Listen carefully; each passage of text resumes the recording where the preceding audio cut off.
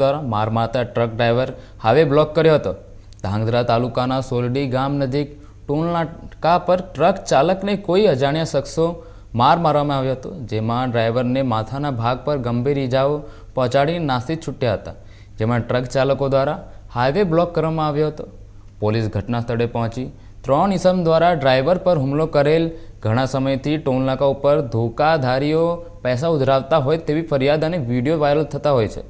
તેનો વધુ એક બનાવ સોરડીમાં બન્યો છે। કલાકો સુધી ટ્રાફિક જામ રહ્યો હતો। 3 કલાકથી સોરડી ટોલ ટેક્સ પાસે ટ્રક ચાલકોએ હાઈવે જામ કરેલો છે। એમાં સવારે આશરે 5:30ની આજુબાજુ એક ટ્રક ચાલક હતો, એને અન્ય ઈસમ સાથે બોલાચાલી થયેલ, જે બાબતે બંનેને ઝઘડો થયેલ અને 3-4 ઈસમોએ ટ્રક ચાલકને મારેલ છે, જેમાં સામાન્ય ઇન્જરી થયેલ છે। એને 108 હેઠળ સારવાર આપેલી છે અને તે ફરિયાદ આપશે તો અત્યારે ફરિયાદ લેવાની કાર્યવાહી ચાલુ છે। અને ટોલ ટેક્સવાળા તમામ કર્મચારીઓ તથા રાત્રિના સમયે કોઈ પોલીસ કર્મચારી હતા કે નહીં તેની તપાસ કરી એની ઓળખ કરાવી અને તાત્કાલિક ગુનો દાખલ કરીને આગળની કાર્યવાહી હાથ ધરવામાં આવશે।